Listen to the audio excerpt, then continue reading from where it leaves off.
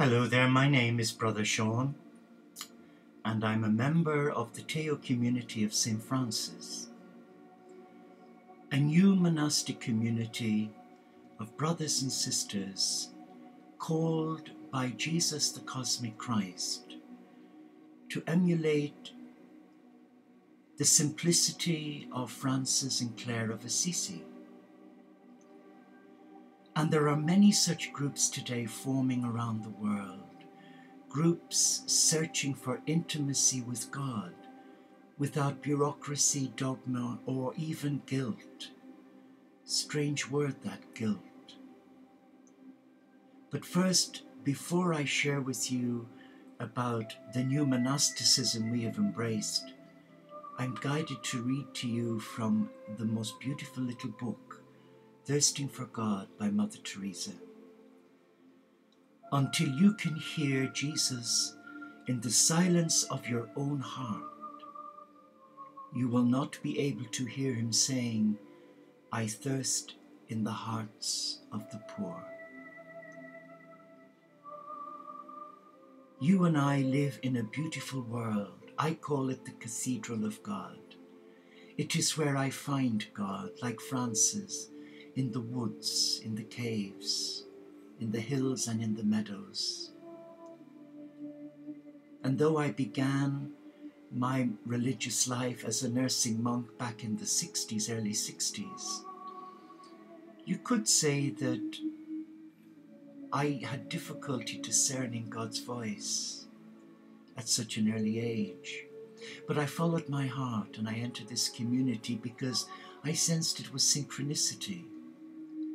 And after a number of years, I became somewhat disillusioned to the lack of community, bureaucracy, the fear of being able to share with others in the community, especially those of authority, in positions of power, and to try and see if we could update the rules somewhat and bring them from the 14th century into the 21st.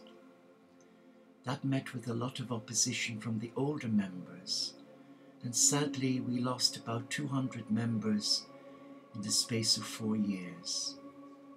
And all of these young men were so committed and devoted to God, but they felt trapped in a world that didn't or no longer resonated with their heart. But coming to the present day,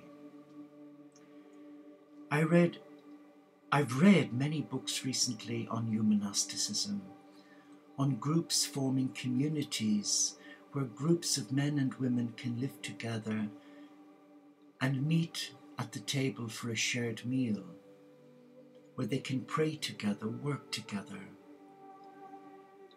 There are quite a few Christian groups. There are very few interfaith groups. And interestingly, I was invited to a wedding to a member of our family in Florence, in Italy, a beautiful city. I wasn't overly impressed with all the churches because I found them heavy.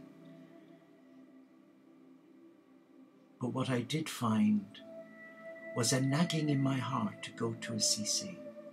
Yes, it was a 3.5-hour train journey from Florence, but I eventually gave in to that nagging. And I guess it was God calling me home. Took the journey, got to the beautiful cathedral, the place of Francis' birth. And I could see in the churches there was a lot of activity which didn't really connect with my heart. But I found a door at the end of a staircase, and curiosity got the better of me, and I meandered down those narrow steps through this door. And at first I wasn't sure what it was, but then I realized it was like a sarcophagus, and it was the tomb of Francis of Assisi. I knelt down and just quietly prayed and asked for guidance. Firstly, why am I here? What is Francis saying to my heart to bring me all this way? So I just sat down and pondered and reflected.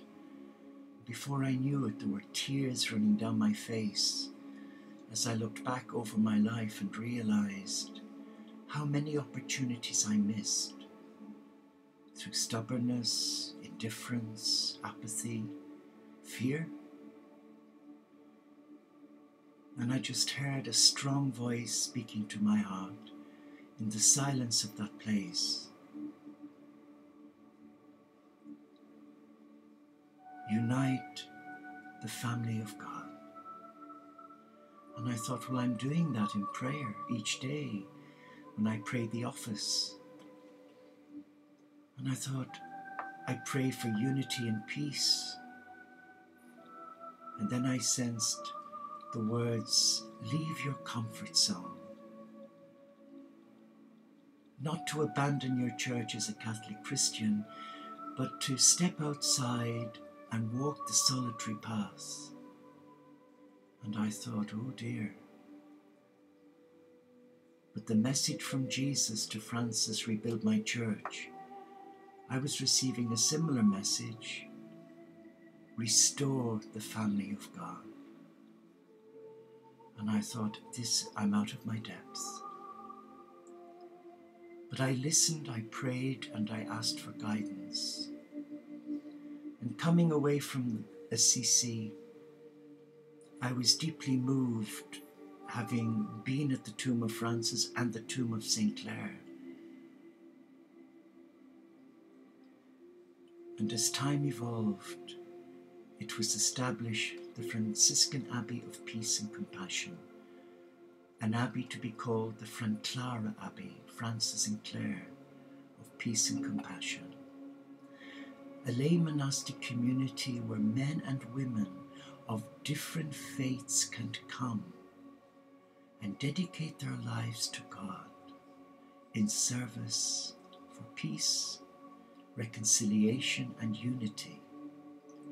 To live a monastic life honoring the teachings of their own spiritual gurus, whether they're Buddhist or Hindu, Sikh, Muslim, Jew or Christian. Like Teze, but Teze is an ecumenical Christian community that invite brothers from all the Christian denominations, whereas the Teo community of St. Francis is a lay monastic community that invites all faiths to come and break bread together and to praise the one God with an open heart. Currently, we remain an online cyber community where we gather for prayer 3 times a day, morning at 9 a.m., 5 p.m., and at 10 p.m. we have a thought for the day with a meditation on our Fran-Clara Soulmates for Peace channel using livestream. And then we have a vigil for peace dedicated to God, to Mother Earth, at 8 o'clock every evening, where we invite speakers living the spiritual journey, who may be Muslim, Jew, Hindu, Sikh, it doesn't really matter what label they have, but to come and share their journey and how they work for peace. We know that the Father, Mother, God has the Fran-Clara Abbey of Peace and Compassion in the ethers ready to provide for us. And I sense there will be a Fran-Clara Abbey in every major country, major city of each country in the world in time. But for now, we're establishing this new community that's been birthed in prayer. Yeah.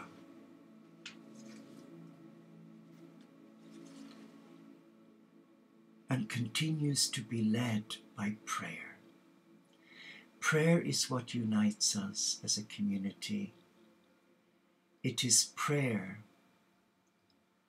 that allows us to sense that inner journey towards God. It's the link of the chain. But it's prayer that's infused with joy, love, and a compassion for the whole family of God. And as a Catholic Christian, I honor the teachings of my church, but something is different. Being on the outside looking in, you could say one is a stranger, because within my own church there is a resistance of support, because we embrace other faiths and invite them to join us by giving their lives to God. But simply, when you look and reflect on the teachings of Jesus, didn't he say, in my Father's house there are many mansions or rooms? Well, in my naivety, I take that to mean there are many beliefs. And I pray each day for the whole family of God, because they are your brother and sister and mine. And when one of them is hurting, like now in Egypt, in Syria, in Iraq, and now Israel and Palestine, we also are hurting. We are hurting because the children of God are wounded in mind, body, and spirit. But being a member of the Teo community, it empowers us as new monastics to respect the earth like Francis, to embrace the animal kingdom with respect, with dignity, for they are messengers of God, in a way, and they only bring love. They only bring love. And all of our members and friends of the community are all pet lovers. Now, what's that saying to you? We connect with Francis' spirituality because it oozed simplicity. It was non-dogmatic. It was a selfless love for his God. And he demonstrated his love for the Christ and for God and for Mother Mary through his selfless love, his non-judgmental attitudes. And that is evident in the Canticle of the Creatures. And from the 12th century to the present day, I don't think there's been anyone other than Francis and Clare who has touched mankind's heart, who has touched many beliefs as a man of peace. And a part of our ministry is to give our lives to God as contemplatives and actives. Within our community, several of us are hermits enclosed through choice, and some are active, holding down jobs and businesses, but bearing witness to the simple symbol, the Teo symbol of peace, the symbol given to Francis by Jesus.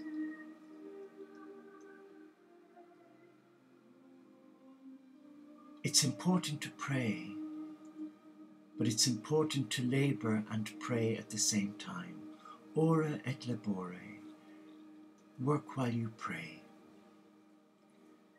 I see our role in the Fran-Clara Abbey of Peace as not only praying together 3 times a day, but working together, working the earth, producing eco-sustainable climates, to cultivate crops, working to the moon. Yeah, showing respect to the earth, not abusing it as many are doing today. Be instruments of eco-sustainability and permaculture, recycling, educating people to give back to the earth, preferably love. There is so much negativity today being thrown at mankind, at the earth and the animal kingdom. It's no wonder nature is in revolt with climate change. If you wish to know more about our simple way, and you wish to join a community that has a very simple structure, it's a structure of give and take, where you're empowered to take responsibility for your spiritual path and not expect the community to nanny you. For we are each, yes, our brother's keeper, but we have a duty of care first to ourself, to caring for our mind, our body and spirit. And in a way, being a member, as I've been since 2006, before we even had the concept of being a lay monastic community, there was an emphasis on solidarity, meeting up, sharing meals together, praying together. But today, we've consolidated, though many joined and many left. But they took what they received out into the world to share that simple vision. And those of us who have remained and persevered till such time as the Abbey manifests itself to all of us, where we can come together and give our lives to God for peace, for unity, for harmony, and reconciliation. We trust. But I wish to close with the words of Mother Teresa. Jesus was sent to bring the good news to the world, to the poor. How strange then that he spent 30 years in Nazareth. Even the Jews thought nothing of it. What good can come from Nazareth? Even Mary must have wondered when Jesus would begin his work.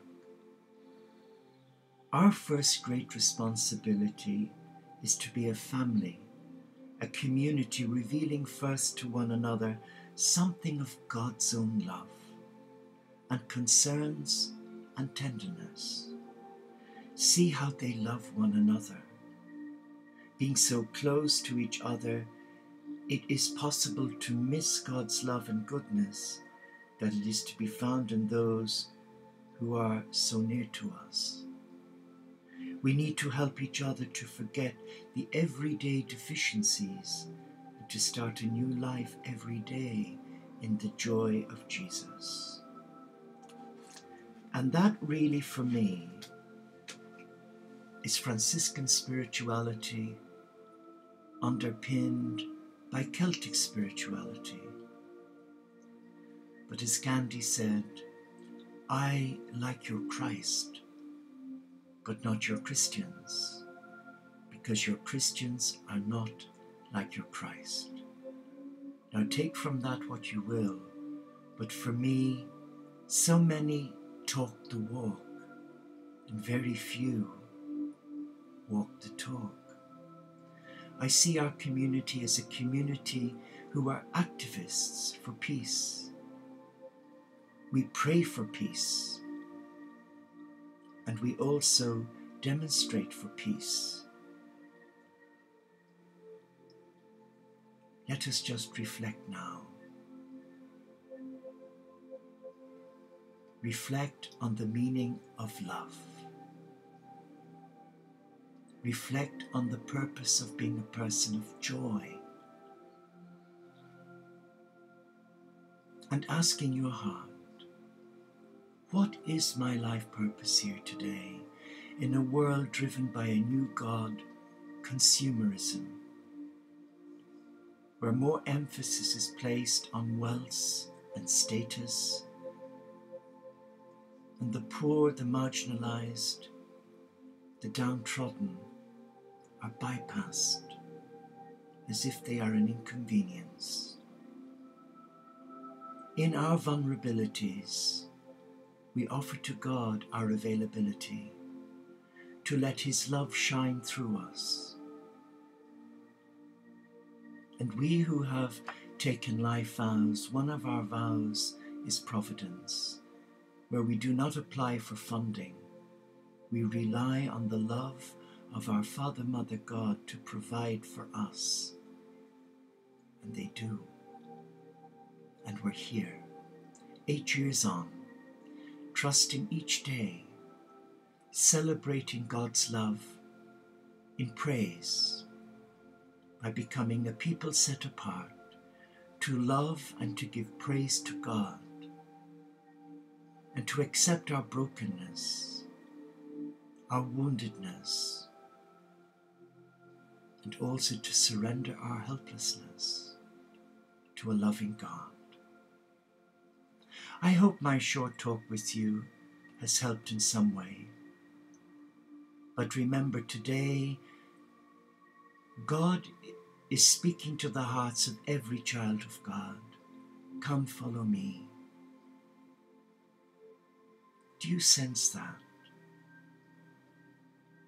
To live a simple life, even from your own home, where you don't have to run into a monastery like I once did.